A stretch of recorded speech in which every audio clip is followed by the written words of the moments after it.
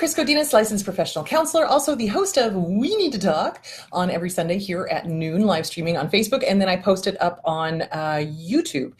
This video is for educational and informational purposes only. If you feel you need a therapist, please go to Google, type in therapy, your city, Psychology Today will pop up, click on that, and it will have all of the therapists in your area. Also, the views and opinions stated herein are mine and mine alone. They do not represent the ACA, the APA, or any other goddamn therapist for that matter. Boom, shakalaka, done.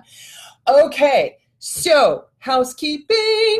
Okay, a couple of books are available on Amazon. You can get What's Wrong with Your Dad, which actually I'm going to be talking more about this book today because I'm going to be discussing food and how it's used to control. And I talk about that in this book. My dad had a very unhealthy relationship with food. Also, the other book, You Can Lead a Horse to Water, but You Can't Make Him Cha-Cha, is available also on print on demand. Both of these are available on print on demand. This one is available on audio. So if you would prefer to listen to your book on audio, hi guys. If you prefer to listen to the book on audio, go to Amazon and then you can click on that and it will have the audio and there it is, bada bing, bada boom, done. Also, what else was I going to say?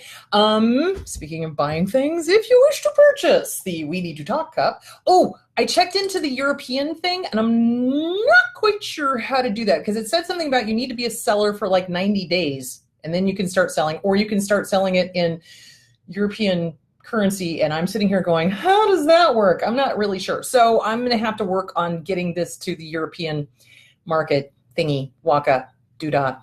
Day. Yeah, not my thing. Anyway, so I will check into that and see how we can get it up on selling it in the UK because I had several requests for that.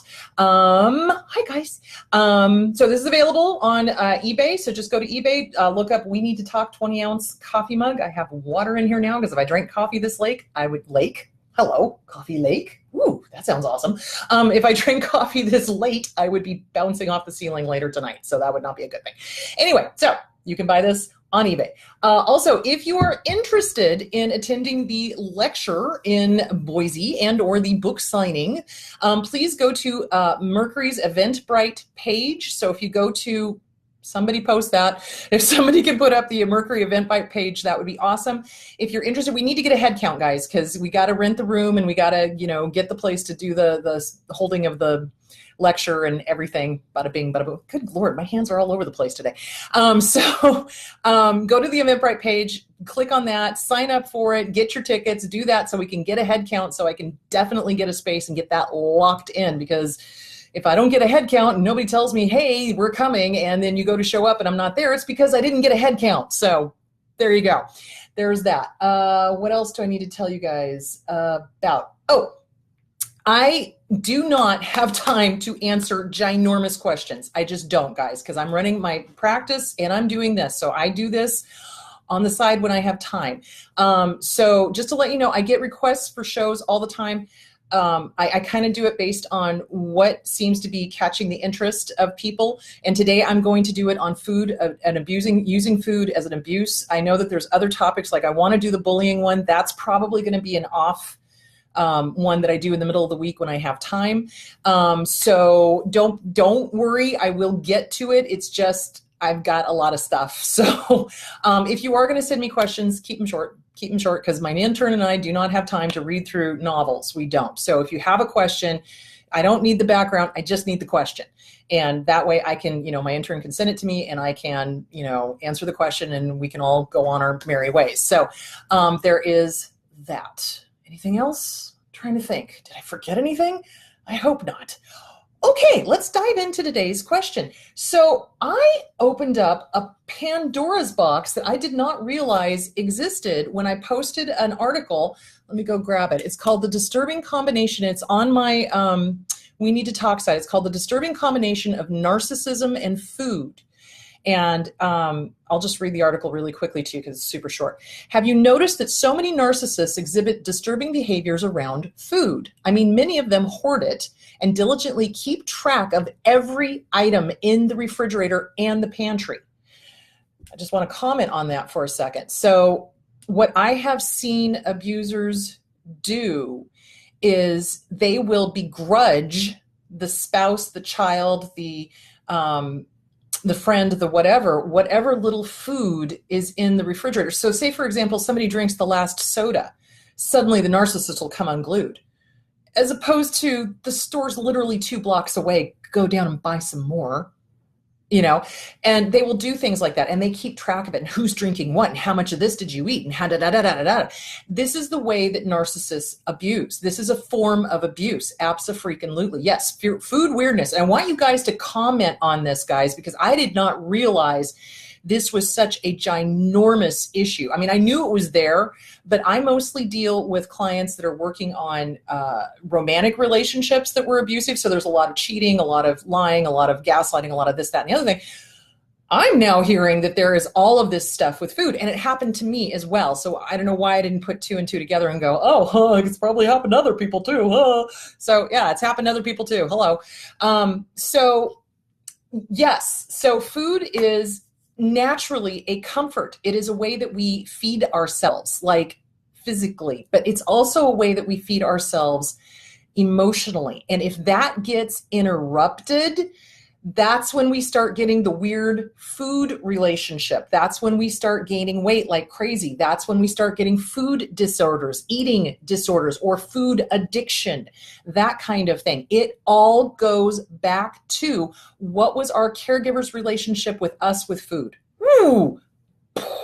Who'da thunk? Hold on just a second. Okay. All right. Yeah, it's my dad too. Isn't that weird? So my dad was addicted to sweets like crazy, and he would hoard them and he would eat them, and it was really insane. Okay, so hang on. I wanted to continue reading this article because I thought it was really interesting. So if you haven't seen it, it is on my What's Wrong?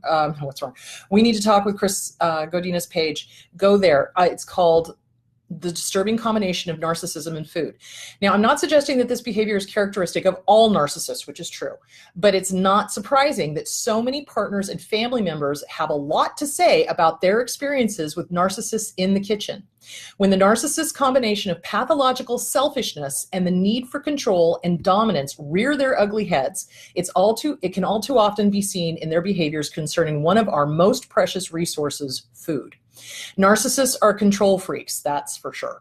And their need to control often extends into the bellies of those around them. Living with the self-appointed food patrol is nothing short of grueling. The refrigerator can often feel like a battlefield when you open the door and cautiously attempt to navigate the contents of the shelves, trying to recall the limits of the narcissist's mine and not yours boundary lines. Even children are expected to not cross enemy lines and are severely penalized if any attempt at trespassing. So let's say that there's something yummy in there and, the kid wants to have a bite of it or have some of it. They go to have some of it. The narcissist comes unfucking hinged. For many people who have lived with a narcissist, the experience of love, nurturing, and sharing are unfamiliar, especially around food. Hang on, I want to get back to this. Yes, it is disturbing, and I will take that, and I'm going to keep reading this article because I think it's important. The article is amazing because if the event is not about the narcissist, they will set about to ruin it. So I cannot tell you how many dinner times were completely tanked by my dad. He would start an argument in the middle of dinner, or he'd just reach out randomly because he didn't like something I said, even though it was, not anything awful. And he would just backhand me, in the middle of dinner. So it's kind of like, what the fuck just happened? So they set about to destroy anything that isn't directly about them. So if they see somebody enjoying a meal, guess what they're going to do? They're going to destroy it. They're going to make it unhappy. They're going to make that time where maybe you were connecting with a sister or a brother or your mom or a cousin or whatever. They're going to make that time as uncomfortable as possible. Why? Because it's not about them, and they're pissed off that you are enjoying yourself because they're evil. Short answer. Okay. And they will withhold food from kids. So much, so little time, so angry. Okay. So what they will do is they will withhold food from kids, and they will make them beg for normal meals, or they will shove them out the door, especially, and I've seen this with step parents especially. I have seen this with actual real bio parents, but I've seen it a lot with the narcissistic step parents. They'll shove the kids out the door, not feed them, give them something like a peanut butter and jelly sandwich and expect that to hold them the entire day. And I'm like, kids are growing. I don't know if you're aware of this or not, but kids are growing. And when we are growing, our bodies need fuel. Our bodies are like a little engine, or a fireplace, When you are stoking that stove or that fireplace, you have to put kindling on it. You have to put bigger pieces of wood, and then you have to put bigger pieces of wood, and it has to be consistent so that the fire keeps going. So what narcissists do is that they instinctively know that this is harmful, and they do it on purpose. Swear to God. They do it on purpose. They do it to intentionally inflict pain, physical, on the target of their abuse. Oh my God. Okay, so hold on. I want to keep reading because this article just freaking nailed it, because I recognized my childhood in this. I was like, holy shitballs. Okay, dominance and control. Eating is essential to our very survival. When we eat, we are ensuring our continued existence. They don't want us to continue. Because remember, every single narcissist is dedicated to killing the people that they claim to love the most. They do. That is absolutely their goal. So get it through your head, guys. When a narcissist latches onto you, they've done the love bombing, they've got you, and now they're doing the devalue and discard, and they're messing with your food, or they're shoving bad food at you, or they're trying to sabotage your diet, which I'm going to talk more about because that happens as well. They want you dead. Let's get this straight. If they know you're a diabetic and they're shoving alcohol and sweets at you, guess what? They want you dead. If they know that you've got high cholesterol and they're cooking all of this high cholesterol food, they want you dead. I cannot say that clear enough. People who love them, who love each other, who love, who are concerned, you make sure that person's dieting. You make sure that person is exercising. You have them come with you to go work out. John and I last year, was it last year? Good Lord, it's only been a year and a half. Last year, we finally looked at each other and we said, you know what? It's time. Because both of us had messed up childhoods. He had a narcissist for a mom. I had a borderline with narcissistic expression for a dad. Yay. And we both had messed up relationships to food, and we got ginormous. I at one time weighed 250 pounds. I have a picture of it. I should post it somewhere so you guys can see it. And so, I lost weight on my own, but I kind of got stuck. And that's when I went to Jess Manny at YFit Training. Hello, shameless plug. But that's when I said, that's it. And I said, John, come with me. This is not healthy for either one of us. I want you to be healthy too, because I don't want to be a widow. I don't. So we've gone, and he looks amazing. I mean, he's dropped like a ridiculous amount of weight, and he's in shape, and he's got muscles, and it's amazing. And I'm starting to see my muscles, which is amazing. And I don't have the bingo wings anymore, which is awesome. So it's a self-esteem thing. And the narcissist sets about to do that on purpose to tank our self-esteem, because food is intimately connected with self-care, with self-esteem. So if they can disrupt that, they disrupt our self-esteem. Motherfuckers. Anyway, that's what they do. And that's why we have huge weight issues when we come out of an abusive relationship, or we come out of a toxic family situation. Oy, Gewalt. Okay, hang on. Let me just finish reading this article, because this was one of those where I just went, oh, thank you, Jesus. Okay. Okay. Eating is essential to our survival. When we eat, we are ensuring our continued existence. We are making ourselves a priority by engaging in the act of self-love and care. Narcissists do not want their partners, family members, and etc. to act with self-love. Self-love promotes feelings of importance and independence, which threatens the narcissist's need to be the reigning superior. Oh, God, did they nail that. Controlling and scrupulous accounting for the resources essential to our very survival is one of the ways narcissists establish dominance and control in their relationships. It's similar to the behavior of animals in the wild, where there are strict rules in place that maintain the hierarchy. For instance, the alpha lion in the pride is always the first to dine after a successful hunt, and the canine pack leader is always the first to enjoy the feast. It boils down to maintaining their position as numero uno by reminding the other members of their clan exactly where they stand in the pecking order and whose survival is most important. So I just want to clarify and point out and make this extremely clear, like crystal. If your partner or your parent or your friend or your sibling or your whoever is putting things off limit to you, and you're sharing, or you're either a kid or you're sharing and buying the groceries, but they're saying, no, you can't eat that. No, you can't have that. Well, how many of those did you eat? No, no, no, no, no, no. You're dealing with an abuser, period. And anybody who sits there and criticizes somebody for drinking the last soda has got a problem, period. Just want to make that crystal clear. If you're participating, and I'll take that another step further. If you are allowing a narcissistic partner to do that to your child, Houston, you got a problem. You got a problem. What the fuck are you doing? Why are you throwing your kid under the bus? Da fuck. Da fuck. That's just da fuck. Hold on. Okay, I see all these comments. There's more. I gotta read more because this just freaking nailed it, man. It totally nailed it. Okay. Pecking order important. Okay. Many narcissists diligently take inventory of every item consumed under their roofs of their homes, and they are quick to point out violations of portion equality. What, are we in prison? What the fuck? Your violations, not theirs. So yeah, they will happily eat everything in the refrigerator. They will happily take that last soda. They will happily eat your lunch that you prepared for the next day for work. But God forbid if you have that last little mint, or if you have that piece of bread, or if you something that they haven't touched for weeks in a refrigerator like mayonnaise, and you finally use it up, and they will come after you because they're crazy. Because that's not how real people work. Because real people go, it's food. It's not an arm. It's not a leg. We can go get more. There's a frickin' Fry's right down the goddamn street, people. Jesus Christ. Do you see where I'm going with that? So this is what these fucking assholes do. And this is how they control. And they make it about food. And then they wonder why the kid has got an eating disorder, or is underweight, or is overweight, or maybe they don't care. Actually, they probably don't fucking care. So I'm going to talk about that in a minute too. Hang on. Wow, I see that I've hit a nerve because there's a lot of comments on this, and it's true. Okay.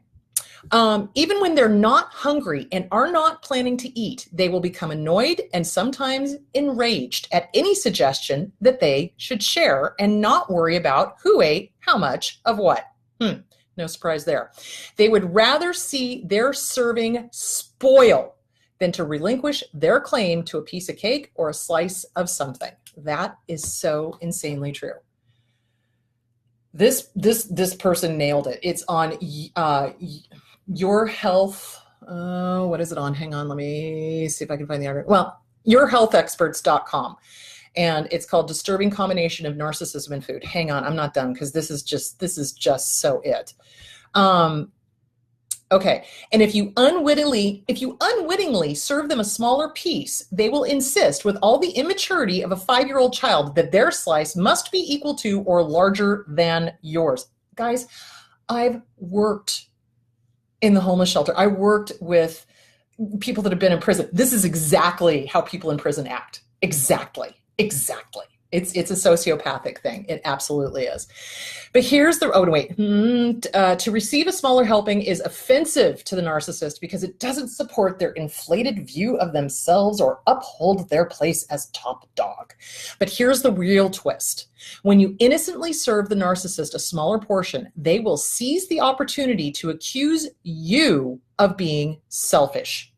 No one wants to be blamed for acting selfishly, especially when they're not. So the next time and every time after that, you'll be certain to prove your unselfishness by giving the narcissist the bigger portion. Through this gesture, you begin to symbolically, through food, agree with and support the narcissist's need for dominance and your status of lesser importance by default. They do this on purpose, guys. They abso-fucking-lutely do this on purpose. Without a doubt, it is done intentionally. You betcha. And this is exactly what happens in the prisons with pecking order.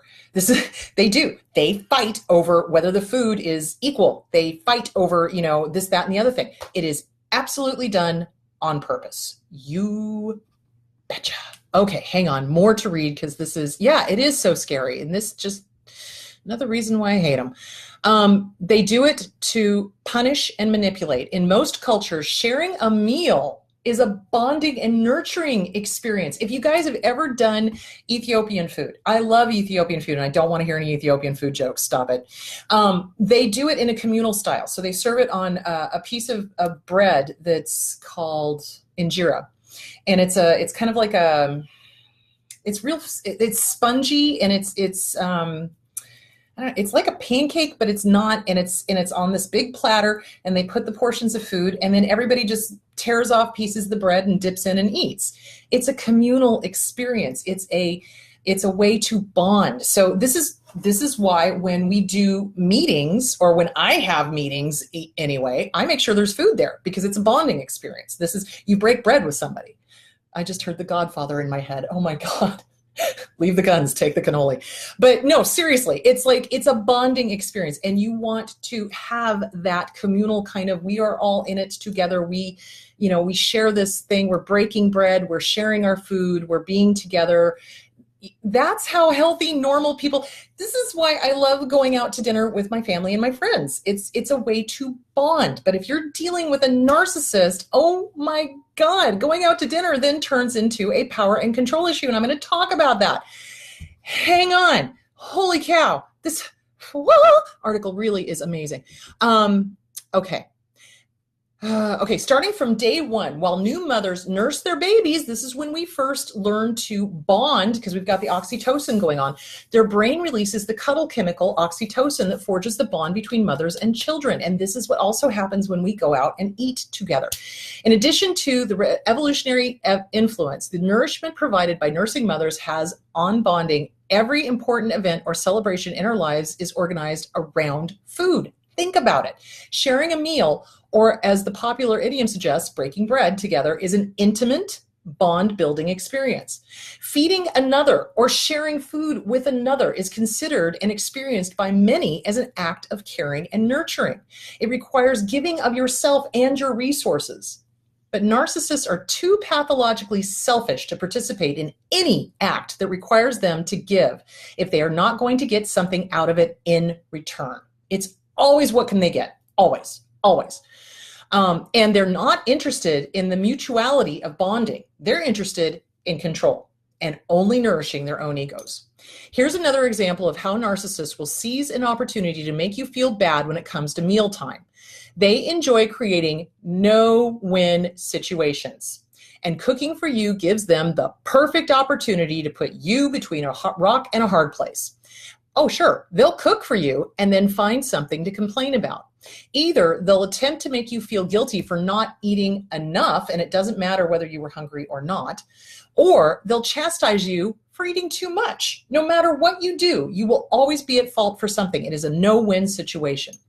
Some narcissists will prepare a meal for you only to pick a fight because you didn't sufficiently fuss about how tasty it was or provide them with an adequate amount of praise. And I want to stop here for just a second and go back and answer a question that was on one of the pages. So somebody said, well, does this apply to also any act of service? So remember, there's 5 love languages, guys. 5 love languages. Healthy, normal people kind of do a variation. Usually they have a top 2, but they usually speak all 5.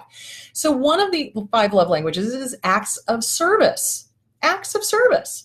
So, doing something for another person and not expecting anything in return. That's called love. That's called unconditional love. Conditional love is expecting something in return.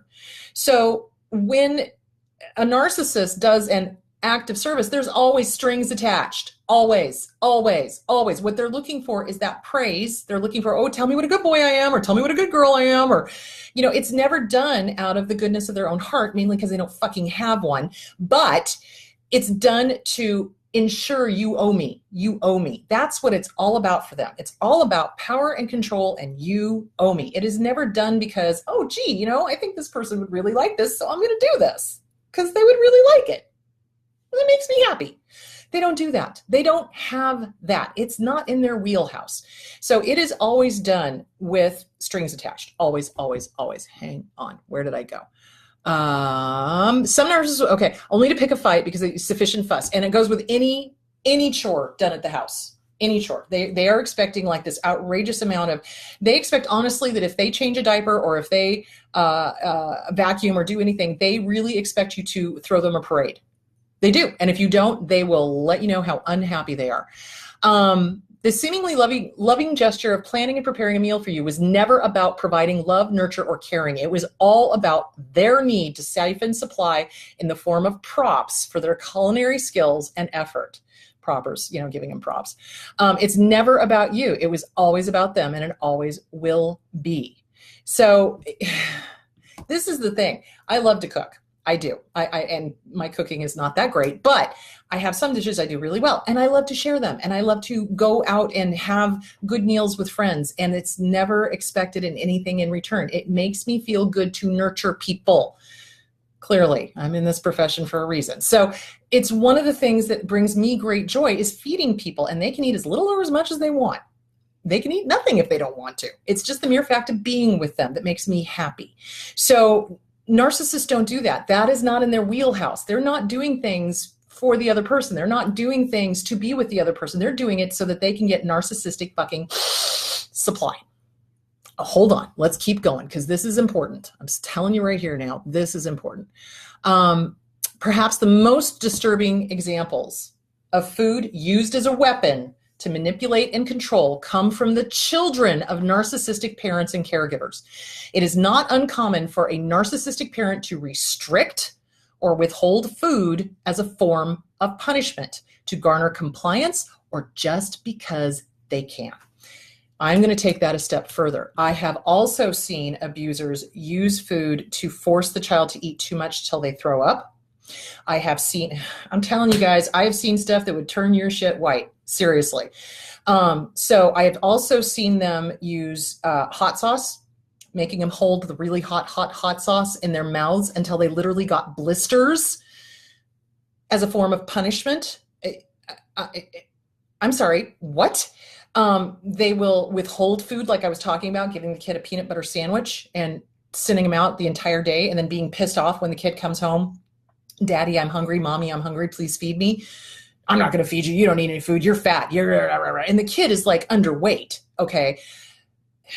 They use food as a punishment. They use either giving too much to force the kid to throw up, which I've seen, or forcing them to hold hot sauce or putting hot sauce in their eyes. Oh my God. The depths of depravity that these monsters will go to is amazing and frightening. And yeah. Okay. So I just want to be clear. This is how they do it, guys. This is how they do it. Hang on a second. I'm not done yet. Okay. Many narcissistic parents invent arbitrary rules which govern when their child can and cannot eat without any regard for or concern about the child's internal hunger cues. A narcissistic parent feels entitled and will have no problem eating something off their child's plate without even asking. And if the child protests, the parent will say something like, "Oh, I thought you were finished." But if the same child tries to eat something from their parent's plate, they will be subjected to the worst kind of narcissistic wrath. You wonder why I don't like these people. This is what they do. And I see either the kids coming in with the parent that now has full custody, or I see the adults that have been subjected to this kind of bullshit growing up. And you wonder why I'm pissed. You wonder why I hate these people. You wonder why I say, this is a problem, guys. We need to vocalize the hell out of this because these people need to be exposed for the fucking cockroaches that they are. And they are. Trust me on that. All right, hang on. I'm not done. But wait, there's more. Okay. Narcissists of the engulfing type expect their children to like and enjoy the same kind of food they do. Okay, so hold on. Do you remember when I was talking about severely personality disordered people? They cannot tolerate, so talionic thinking, right? They cannot tolerate differing opinions on anything, So let's say that the kid likes, I don't know, I'm just going to pull a food out, macaroni and cheese. Let's say that that's one of their favorite things to eat because it's comforting, because it's cheese and it's pasta and it's amazing. And yeah, so let's say they like mac and cheese, but the parent likes kale salads. So they'll insist that the kid eat kale salads because the parent's overweight, not the kid, and will never allow the kid to have mac and cheese. Or if the kid does have mac and cheese, they're going to sit there and go, "Oh, you really like that stuff? God, it's such a stupid thing to eat. It's so immature. Only babies eat that." I've heard them say that. Oh my God. Sometimes I go to restaurants. This is another reason why I don't like going out sometimes, because sometimes I go to restaurants and I'm like, narcissist! Oh, Jesus! You hear them say things like that to their kids or to their spouse. Or I've heard them do it to grown people. So, like, for example, somebody's eating something different. Oh, here's a great example. So somebody cooks differently. Somebody does, let's say a grilled cheese sandwich in a different way. Some people put butter on it. Other people put mayonnaise on it. I happen to put mayonnaise on it when I do grilled cheese sandwiches, which I have not done for a year and a half because, total change in eating and everything. So, which I kind of miss it, but I kind of don't. But the point being is a narcissist or a malignant borderline will sit there and harangue the cooker going, well, you're doing it differently than I did. How come you're doing it that way? That's not how you do a grilled cheese sandwich. Bitch, are you eating this? You're not. Shut the fuck up. Do you see where I'm going with that? It's like they can't stand anything different from them. So if they like a certain food, they're going to insist that everybody eat that certain food, whether the kid likes it or not. Brain aneurysm, I swear to God. Okay, hang on. I'm not done yet. All right. And liver and raw onions. Oh God, Jesus, I'm so sorry. Ugh. I don't even. Ugh. Blah. Ugh. Okay, hang on. All right. If they're in the engulfing type, they'll expect their children to like and enjoy the same kind of food they do, dismiss the child's wants and preferences, causing severe psychological invalidation. The list of ways narcissists tighten their grip of control through the use of food is endless. I found that if you're having major adversarial conversations about the purchase of, storage of, or division of, or anything else concerning food, you are dealing with a narcissist. And a word of caution, don't ever mention that you're on a diet to a narcissist or even expect support in any shape or form. Sharing information of this type is like giving them an open invitation to set you up for failure and sabotage. They will suddenly develop cravings for your favorite off-limit food and mercilessly tempt you with it, only then to turn around and criticize you for any breaches in your willpower. So this article was amazing. It's on Health Expert, Your Health Expert, YourHealthExpert.com. It's called The Disturbing Combination of Narcissism and Food. And I tell you, I could kiss the author of this because they nailed it. They abso-freaking-lutely nailed it. Okay, so let's talk a little bit about how they sabotage diets. So what they will do, and this is the scary thing. And I'm gonna read some of the comments that were put down below when I posted this on my site. I won't name names or anything, but they will actively sabotage you if you're on a diet. Hang on just a second. So what they will do is if you tell them you have diabetes, if you tell them you have high cholesterol, if you tell them, hey, I need to drop a few pounds. Hey, my numbers came back and I'm pre-diabetic and I don't want to be diabetic. They will start serving you every single carb on the face of the planet. They will push alcohol at you. They will push sweets at you. They will push high cholesterol shit at you. They will, insist that you eat the exact same thing that they are eating. Well, eat it. Why? Because I said so. What? Yeah, they will do that kind of shit. So they are actions, guys. Actions speak way louder than words. They will absolutely, yes, we'll talk about that. They will absolutely sabotage whatever health goal you are working towards, and they will do it consistently. It's not just like a cheat meal that you're both out at and you're having a good cheat meal and this is a one-time-a-week thing. This is a daily thing. This is a every single day thing. This is a how to manipulate and control on a daily basis kind of thing. They will sabotage diets. They'll start stocking the food in the house. Suddenly you're going to have, potato chips and chocolate and sugar and candies and ice cream and cakes and cupcakes and muffins and granola. And I mean, granola sounds good, but if you look at the numbers, you're like, holy shit, there's a lot of sugar in that. Anyway, the point being is they will stock the house with every single food that you are trying to avoid. And they will not be supportive at all. And they will eat your favorite food in front of you. They will sit there and knowing that you're sitting there going, oh, Santa Maria, they know this because they like causing pain, because they're sadists, because they're assholes, basically. So, all right. So they will do that. And it's dangerous when you have a health condition. If you have diabetes, if you have cholesterol issues, if you've got heart issues, if you have any sort of, pre-diabetes or anything like that, and your partner is sitting there going, well, I told you to drink, you should drink. I'm drinking, you should drink. I'm eating this cake, you should eat this cake. Actions speak so much louder than words, guys. Actions speak so much louder. If you love the person you're with, you support them in their health quest, whatever that is, as long as it is healthy and as long as they are taking care of themselves. It is not one of these crazy, I'm going to do water only diets. Don't do that. Do you see where I'm going? It's like, support them. And that's what healthy people do, is they support each other. But narcissists are terrified of their target of abuse leaving. They are terrified of their target of abuse looking good, because they're afraid that somebody better, because they know they're a piece of shit, is going to come along and take the target of abuse away from them. That's exactly what they are thinking. Trust me on that one. So when somebody starts a new exercise program and I'm hearing that the spouse is pissing and whining and moaning and you're getting up too early in the morning and I don't like you going there and I'm jealous of your trainer and and on and on and on. I wish, you know what? I need a red flag that I can just wave. Hello, red flag. This is not normal. This is not what healthy spouses do. Hello.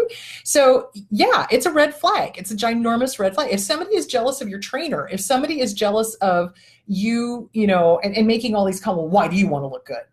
Well, because I'd like to look good for me, but I would also like to look good for us, and, kind of improves the sex life, Because if you're not carrying around 100,000 million pounds, it's a little easier to have sex, people. It is. But the point being is that these abusers will take it another step, because why would they lose weight? Get into their heads. Why would they lose weight? Well, they would do it to find another supply. They would do it to stroke their own ego. They would do it to fill in the blank. And it's never about themselves. Well, it is, but not like, healthy about themselves. It's always about, well, how can I get my ego stroked? How can I get my ego stroked? How can I get my ego stroked? So yeah. So if they are sabotaging your diet, if they are, filling the house full of sweets, if you've got diabetes and they're shoving alcohol and chocolate and everything else at you, if they are demanding that you eat the very same thing that they're eating. So let's say they go vegan, but you're not, or vice versa. That's kind of a hard thing, because it's like you want to support your partner that's vegan, but you may not want to be vegan. So you have to come to some sort of agreement. And in a healthy couple, you can. Okay. It's like, maybe you eat the meat not in the house. That's fine. Go have it for lunch separately. That's okay. But when you're with somebody that's like militant and no, you can't, and I want you to be vegan too, and I want you to not be vegan, we can flip that around too. There's nothing wrong with being vegan. It's like, come on, guys, we're adults. Not everybody is the same. Everybody is different. Oh my God, that makes me think of Life of Brian when he's saying, you're all individuals. I'm not. Anyway, sorry, I'm Monty Python. Anyway, the point being is that everybody's got a different taste. Everybody has different foods that they like. Everybody, you cannot and should not use food as a weapon. So there's a couple of articles that I wanted to also point out to you. So this one is called The Lingering Trauma of Child Abuse. Now this one was on Psychology Today. So The Lingering Trauma of Child Abuse by Suzanne Babel, PhD. She's awesome. And she talks about in here that abuse is not just beating the kid. It's not just, the physical stuff. It's also neglect. So when a parent is denying food to their kid, that's neglect. That's abuse. I cannot stress that enough. And people have got it in their heads that abuse is, black eyes and broken bones. No, it's not. This kid could be starving. And I'll tell you something else. What I see a lot of abusive parents doing is getting their kids onto psych meds when they don't need it. So, a 6-year-old on Adderall, I have a real problem with, unless it's absolutely, positively, without a doubt, no doubt, it is ADHD. If it is ADHD, that's fine. But what I see is a lot of parents putting their kids on these psychotropic drugs in an effort to drug them out. So, and they're usually narcissists, and there's been other abuses going on. It's not just that they're putting them onto psychotropic drugs. So if you have your kid on Adderall, take a breath. I'm not talking about you necessarily, but I am talking about the ones that start them on it super early. Don't bother to see if there's anything else going on, and or don't take into consideration that every 6-year-old I have ever met in my life bounced off the walls. It's the thing. So And Adderall can cause eating disorders. It causes anorexia because it's fucking amphetamines. Hello? And your brain doesn't stop developing until you're 28. You don't want chemical mixes in there unless you absolutely have to. So the kids will oftentimes, you will see young adults with a anorexia issue, and then you find out what they're on. Oh, they're on Adderall. Oh, great. Now I know why you're an anorexic. Hello. And then more stuff comes out like, oh yeah, well, mom or dad didn't feed me or wouldn't let me eat or didn't notice that I was dropping weight. How can you not notice that your child is dropping weight? How can you not notice that? Do you not talk to your children? Do you not see them on a daily or weekly basis if they're adults? Hello? What the fuck? Oh, God. Anyway, the point I'm trying to make is Adderall can cause anorexia because you don't feel hungry. You don't. It's an amphetamine. It's an upper. It's what they used to put in all the diet pills, you know? So it's really, if you know somebody who is on Adderall, you must make sure they are eating. You must make sure that they are caring for their body, that they are drinking enough water, that they are intaking enough food, even if they don't feel like it because of the nature of the drug. Okay, hang on. All right, so this one, okay, interpersonal victimization. There was a part in here I really wanted to read. Oh, let's see if I can find it. Oh, this is Dr. Phil talks about the woman who put hot sauce in the kid's mouth, but I've seen that as well, and I've seen them put it in their eyes as well. And then there's an immediate phone call to the Department of Children's Services.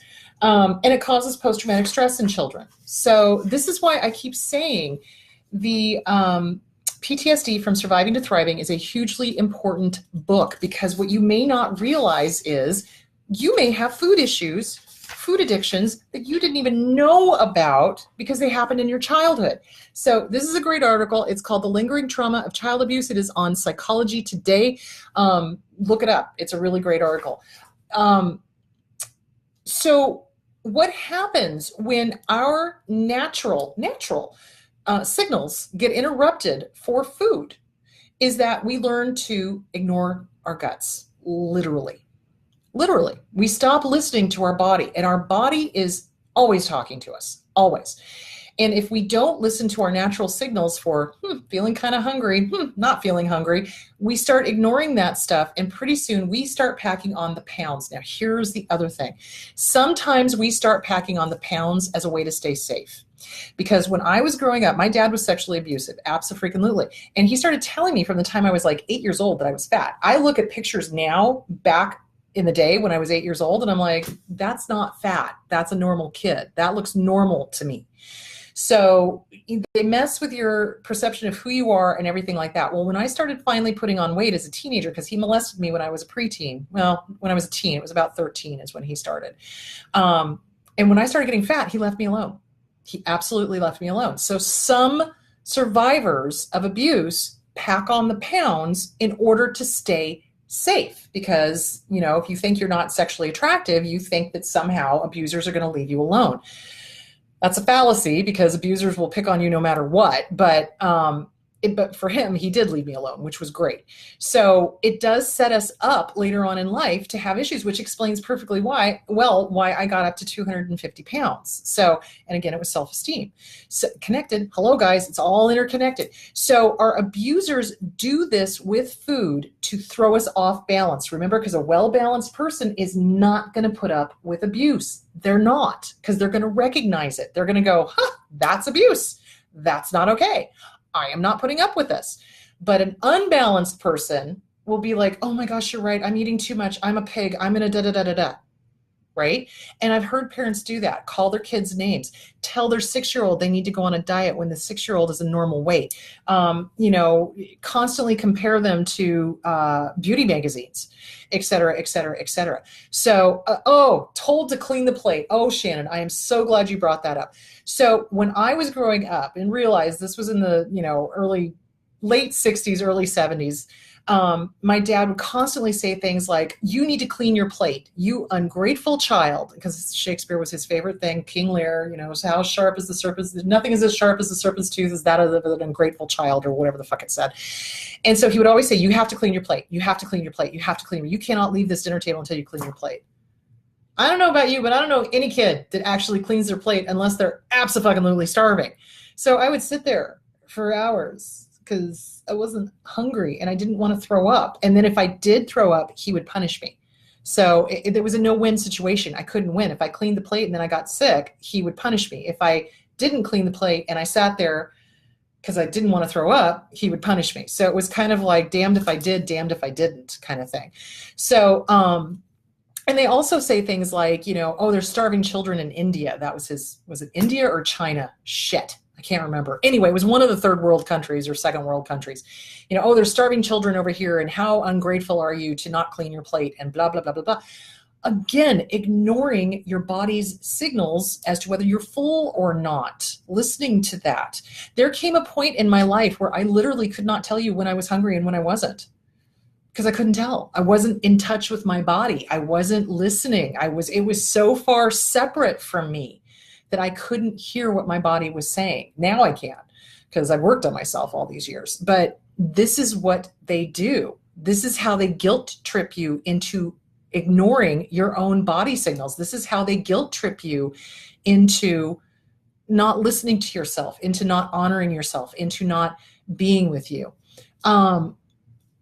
Sleep is another issue. Yes, absolutely. They fuck up our cues for sleep as well. Go to bed at 6 o'clock in the evening. Why?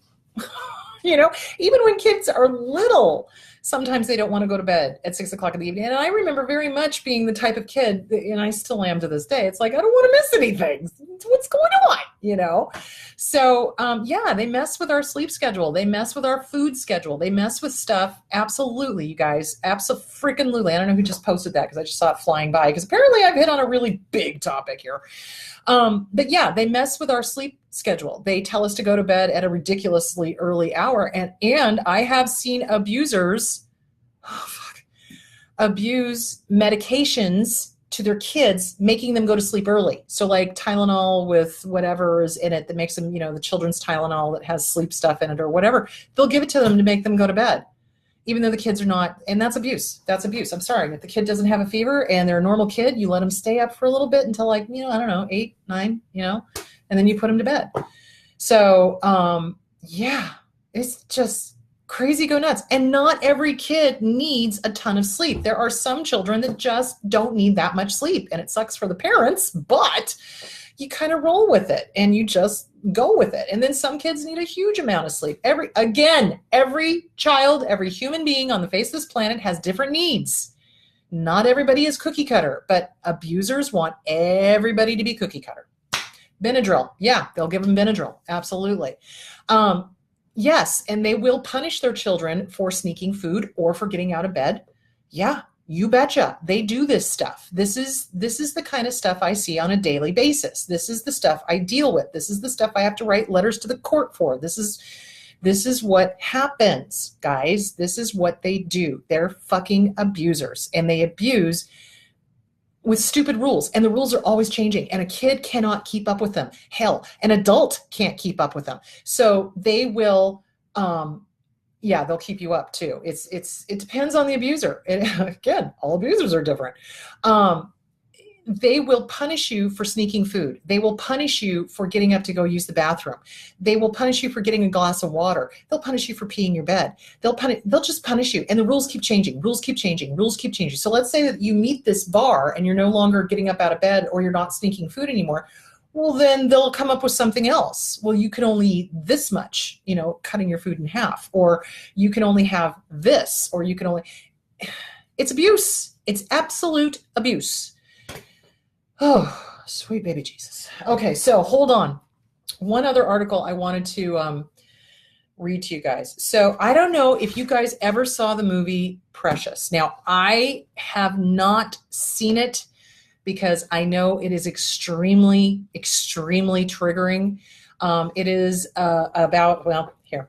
There are many reasons to see the movie Precious. Rarely does a movie devastate and uplift you at exactly the same moment. It will leave you reeling emotionally. In a nutshell, the movie is set in 1987 Harlem about an overweight, illiterate African-American teenager who is the victim of incest. Among many things, it is the story of perseverance and survival. It also gives us a raw look at the connection between abuse and eating problems. Precious's excessive weight and eating plays a central role in the movie. Aspects of the story help illuminate many of the reasons emotional, physical, and particularly sexual abuse are risk factors for eating disorders. Abuse isn't a cause. Instead, it puts someone at a higher likelihood of having eating issues. There are many biological and social factors that play a part as well. This includes anorexia, bulimia, binge eating, as well as emotional eating, obesity, and body image dissatisfaction. Thus, it is no surprise that Precious, who was sexually abused by her father, struggles with her weight, body, and eating.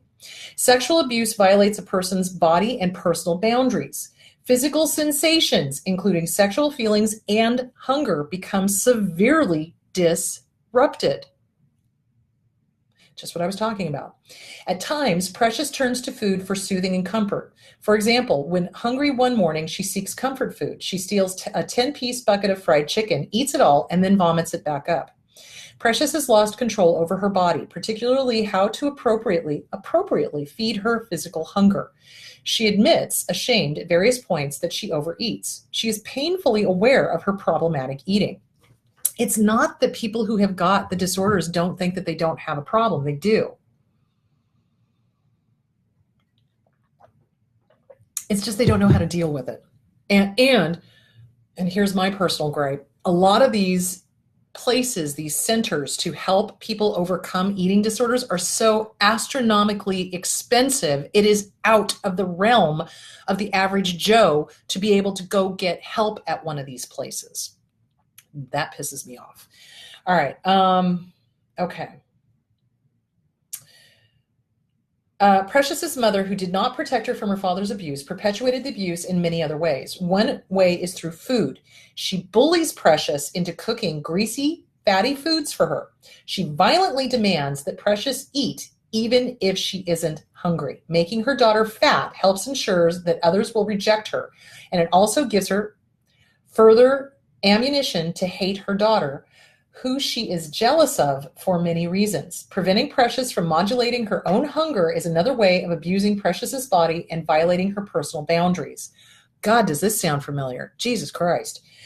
Precious struggles with her self-esteem, in part due to her mother's constant stream of violent and demeaning put-downs. Her weight does not help. Being overweight leaves her vulnerable to taunts by classmates, boys on the street, and her mother. Comments about her weight ignite embarrassment and unlock anger at herself and others as she typically keeps at bay. Eating is often one way to stuff down and numb one's painful emotions like anger. So it's an addiction, guys. Wow. So, and I need to talk about this. Holy cow.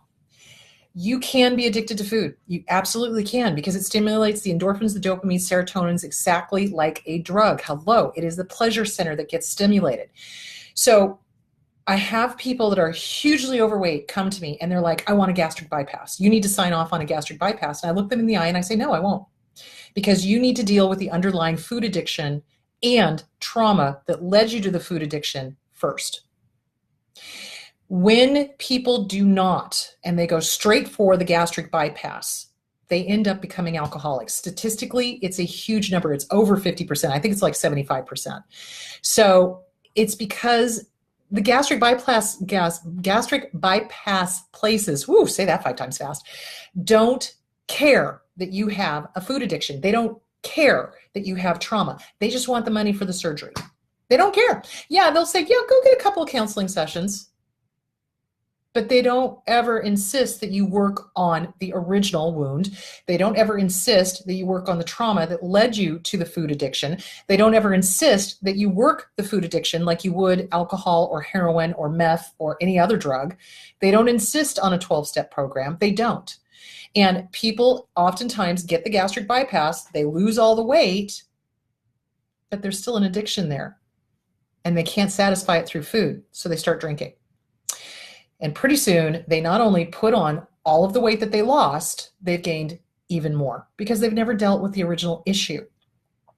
And in the worst case scenario, they've gained even more. They're now eating again like crazy, and they're still addicted to alcohol, and they're going to die if they don't do something about it.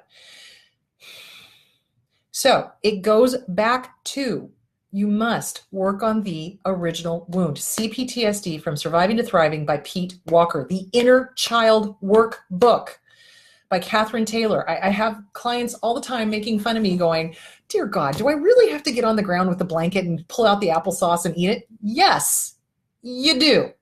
Why?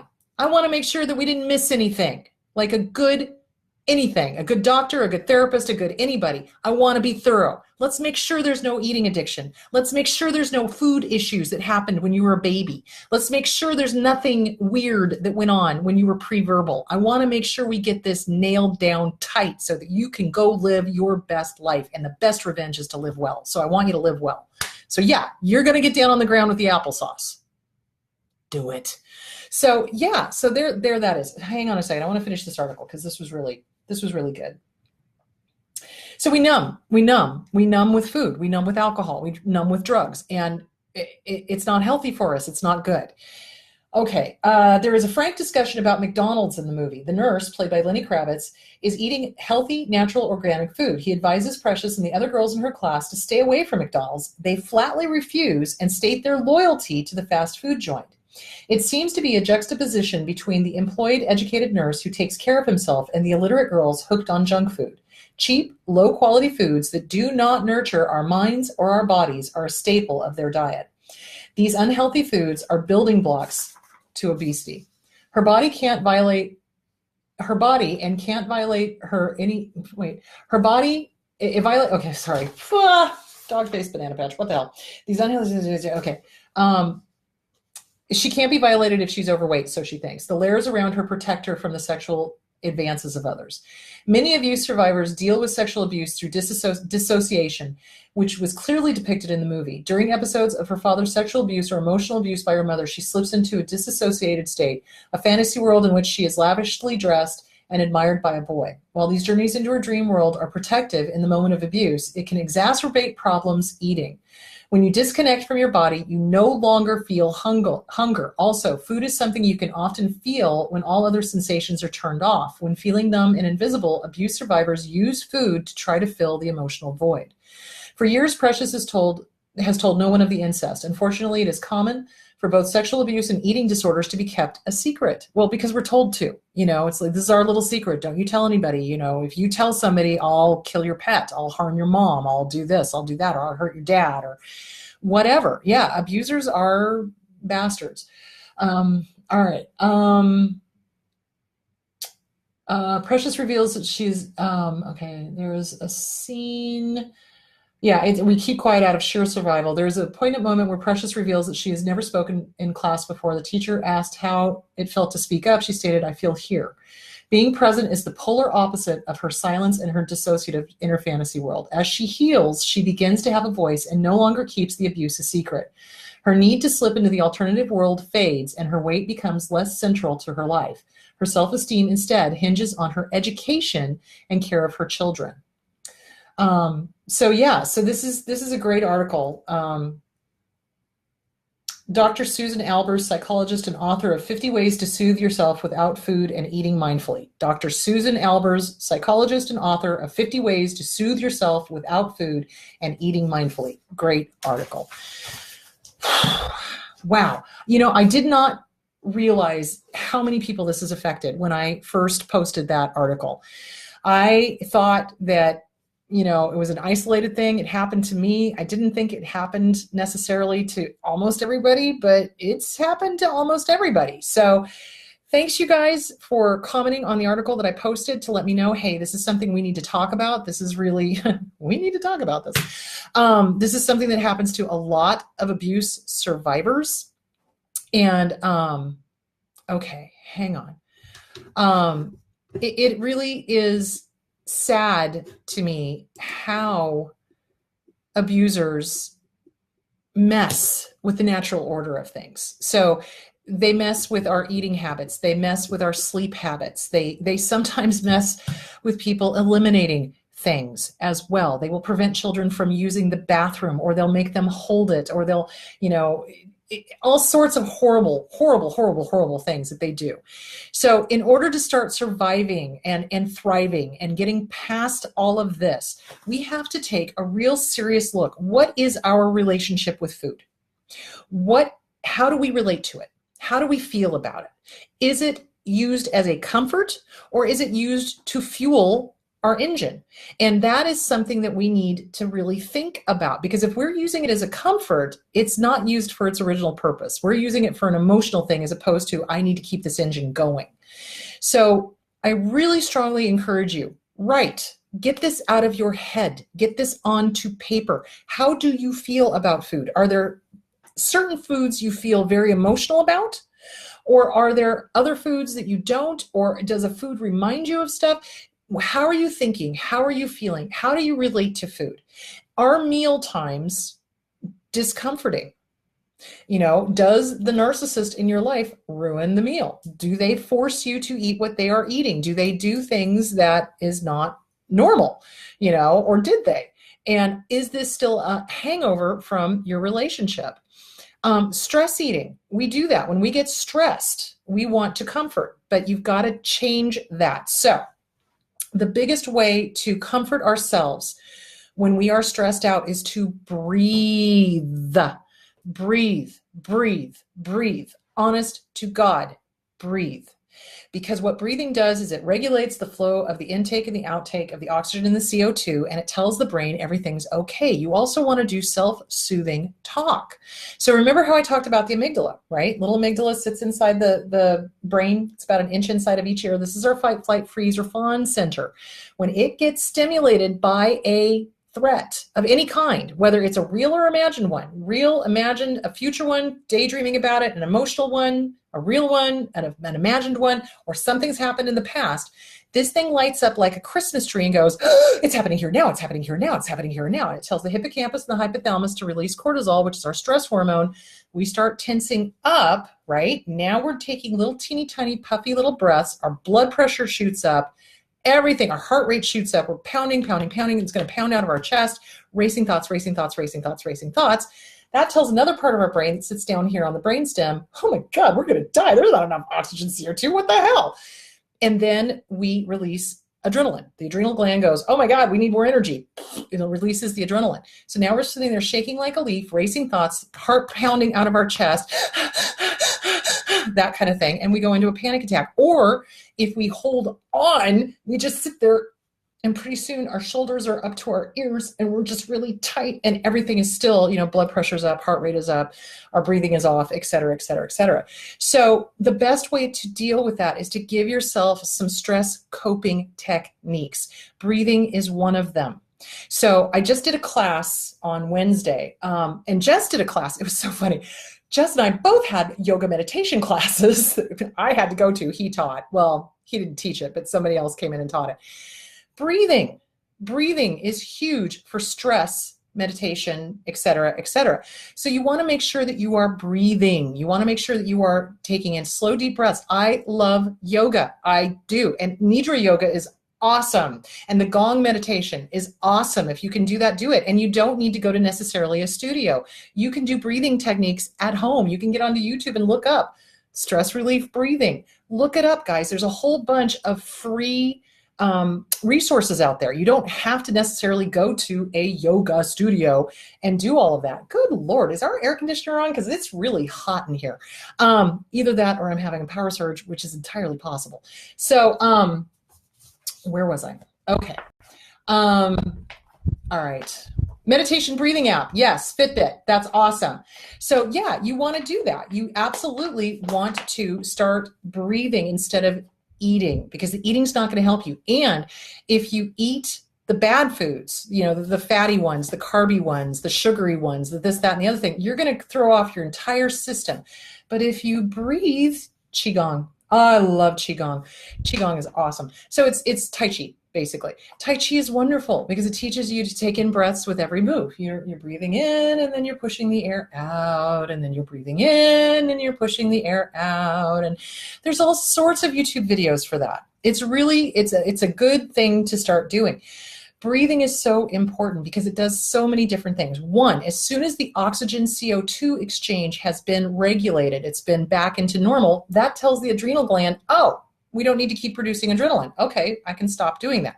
Because if we're constantly producing adrenaline, we're going to get adrenal fatigue. Our adrenal glands are just going to go and stop working, basically. So again, you don't want to be up here all the time. You want to be down here, and occasionally go up there, but come back, So breathing is huge. And then it also tells the hippocampus, the hypothalamus, oh, there's no threat. We're okay. I'm safe. I don't need to worry. I don't need to panic. I don't need to, fight, flight, or freeze or fawn. I don't need to do that. So that calms the whole system down. It also brings down your heart rate. It also brings down your blood pressure.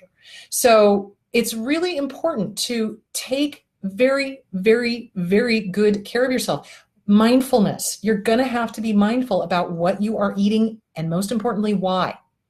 So I keep a journal. I keep a running food journal of what I'm eating and why am I eating it? And is it within what I'm supposed to be doing? And am I getting enough fruits and vegetables in? Am I doing, it's that kind of thing. So oh, great. Has some great ones too. Swami Niranjan has some great ones. So cool. Okay. So yeah, you want to breathe. You don't want to eat. You do want to eat, but you don't want to eat out of stress. You don't want to be a stress eater. I want you to be a stress breather. Now, there's a couple of books that you can get. There is the Anxiety Workbook. That's a great one. But what I really recommend is get physical. Get physical, meditate, breathe, do the different breathing techniques. So the meditation I did, it was really trippy. It was really woo-woo trippy. So it was this incredible deep breathing and letting it out, deep breathing and letting it out for about 30 or 40 times. Then you just let it go and you just don't breathe for like a minute. And it was the weirdest thing ever. I mean, it like sent your brain straight into the theta, I think it is, the theta waves. And it was an incredible meditative state. And I'll have to get more information, but as soon as I get the information, because we had a guy come in and do it for our class, and he was, saying this is really good for you, and this really helps, because it oxygenates your body, and then you get immediately into this deep theta state, and it was insanely relaxing. It's like we all got up afterwards, and it was like, wow, dude, everything's so green. I mean, it was just amazing. It was just the coolest meditation ever. And so we did that for like, I don't know, maybe 20 minutes or so. And it was really mind clearing, I think is a good way to put it. It was a good way to clear your mind. And it was a really good way to get back in your body, because I noticed that as I did the deep breathing, letting it out, letting it in, letting it out, letting it in, letting it out, letting it in, and then letting it out, and then not breathing because I didn't have to, because my body was oxygenated. It was like, oh, wow, I can feel this tingle all the way down to my toes. Wow, this is amazing. Wow, I'm in the present moment. Holy shit, this is awesome. It was really cool. So I will find out more about that. The guy's name is Ben. He is the husband of my friend Jessica. I will get his information and I will put it up here, because I think that is something that everyone should probably take a look at if you can. So there that is. Barefoot in the grass. Oh God, yeah. Unless you're in Arizona and it's 110 out, in which case you don't want to be touching the ground because you'll fry your feet.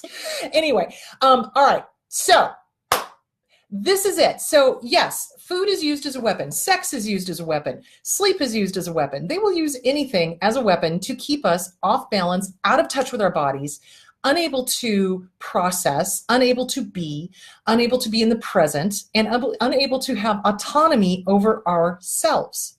That's really what it's about. It's about power and control. So I strongly encourage you to go visit yourhealth.com and go look up that article about the disturbing connection between narcissism and food.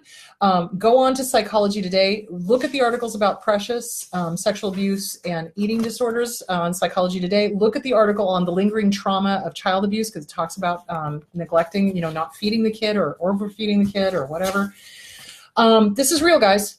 This is real. And every single toxic parent does some variation of this. They either starve their children, they don't pay attention to their children, they don't notice when their children are underweight, they over-medicate their children, et cetera, et cetera. Singing. Yes, I love singing. I sing in the car all the time. Absolutely.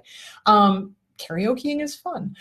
So yeah, you want to take a look at these articles and recognize you're not alone. You're absolutely not alone. And this was a huge, huge issue. And I'm glad we got a chance to talk about it, because I don't think a lot of people talk about the connection between abuse and food.